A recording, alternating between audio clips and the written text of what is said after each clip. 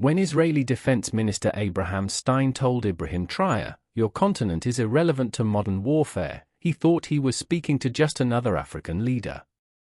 72 hours later, Israel's military exports to Africa had dropped by 87% as country after country withdrew partnerships because Stein had just insulted the one man who could unite an entire continent against Middle Eastern military influence.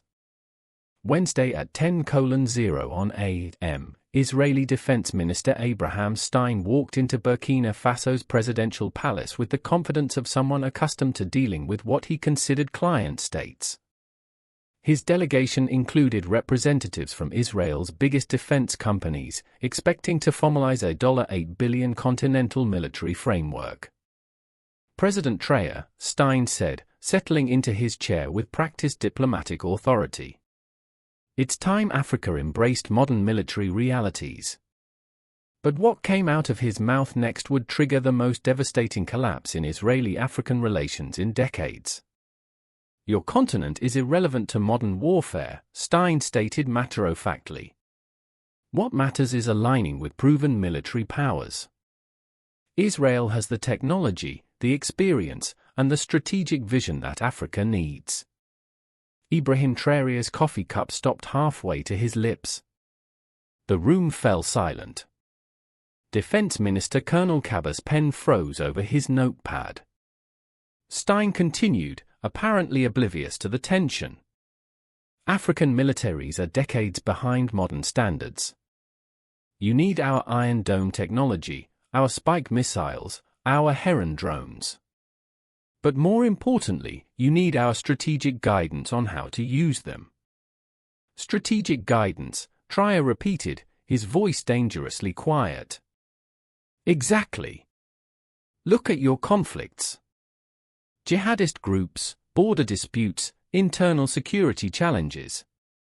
These require advanced solutions, not traditional African approaches. But wait until you hear what Traoré had been secretly building while Israel was selling him yesterday's technology." Traoré leaned back, studying Stein with the analytical gaze that had earned him respect among world leaders. "Minister Stein, tell me about your military partnerships across Africa." Stein launched into what he considered an impressive presentation. "We've provided Heron drones to Chad, Spike missiles to Kenya, cybersecurity systems to Nigeria.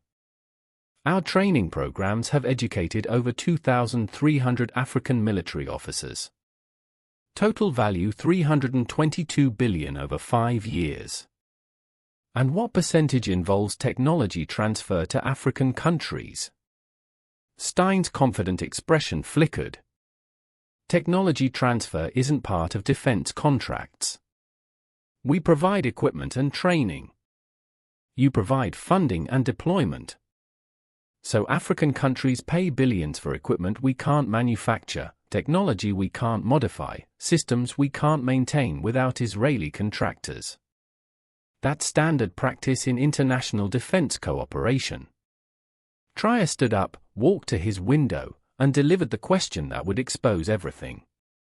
What would happen if African countries no longer needed Israeli military technology? Stein laughed out loud. President Traoré with respect.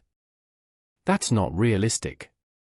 African countries don't have alternatives. You need us more than we need you."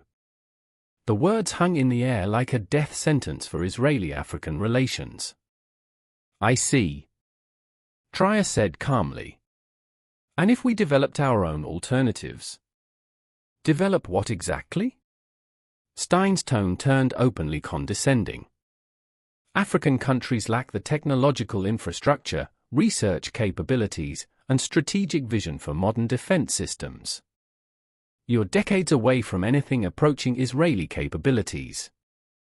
That was the moment Ibrahim Traoré decided to show Stein exactly how wrong he was. "Thank you for your time, Minister Stein," Traoré said, extending his hand. "We'll respond accordingly, but here's what Stein didn't know. For 3 years, African countries had been secretly reverse engineering Israeli military systems while publicly buying them. Within 1 hour of Stein's departure, Traoré activated the African Defense Independence Protocol.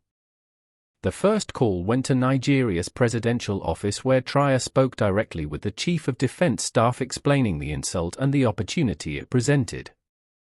General Adebayo, Traoré said during the encrypted call. The Israeli defense minister just declared our entire continent militarily irrelevant. But what he doesn't know is that we've been preparing for exactly this moment. The response from Abuja was immediate and decisive. Within 2 hours, Nigeria's defense ministry had compiled a comprehensive report on their indigenous military capabilities that had been developed in parallel with Israeli contracts.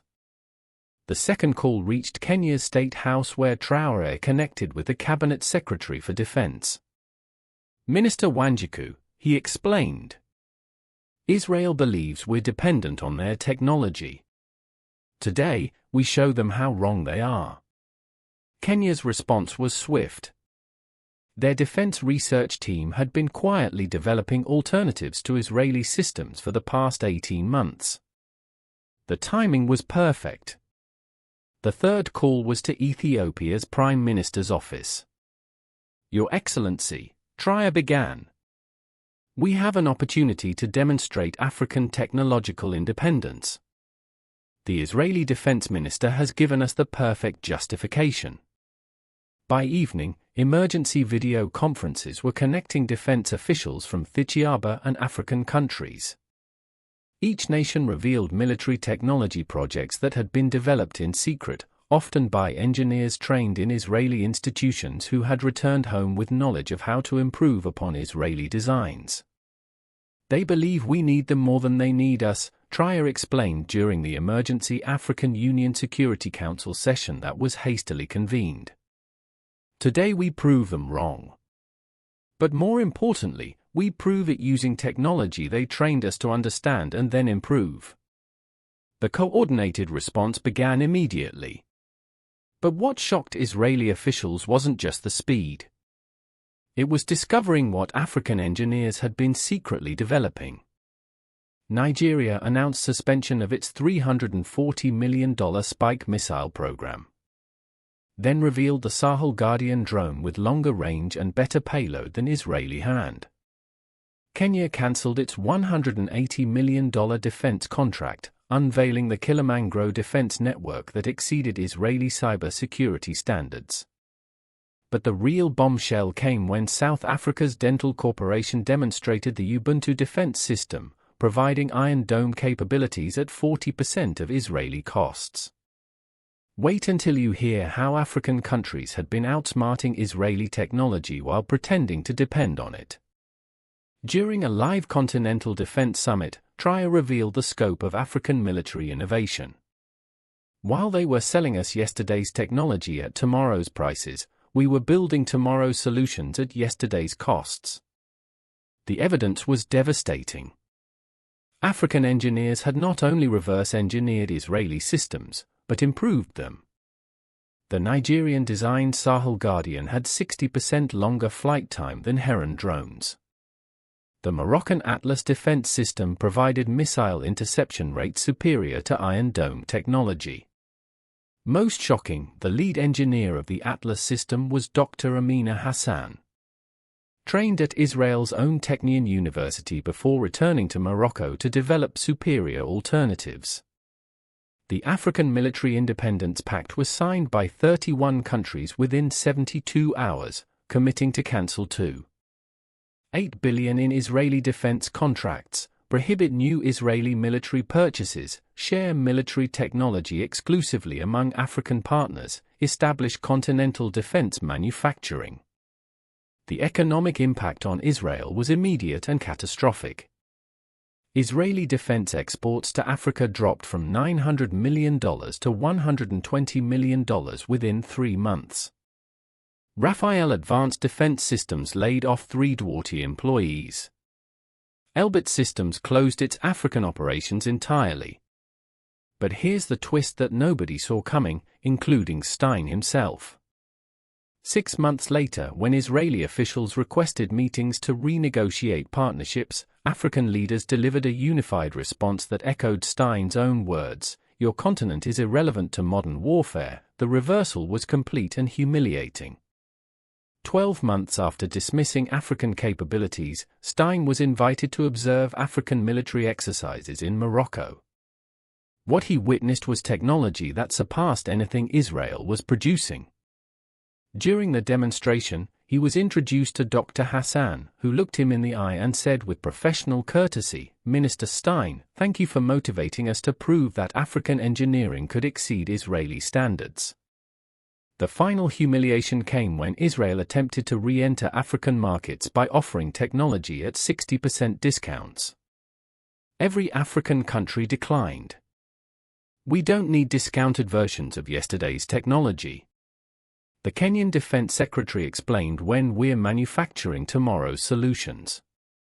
But wait until you hear what African military technology achieved.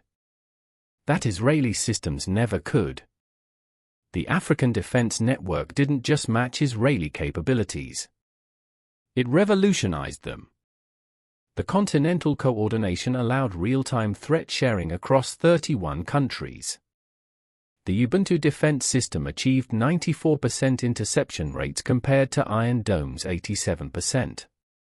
Most impressive, the entire African military network operated at one-third the cost of equivalent Israeli systems while providing superior performance.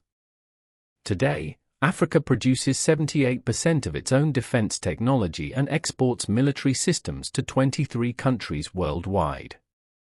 The Israeli defense industry now studies African innovations to understand how a continent they dismissed had surpassed their capabilities.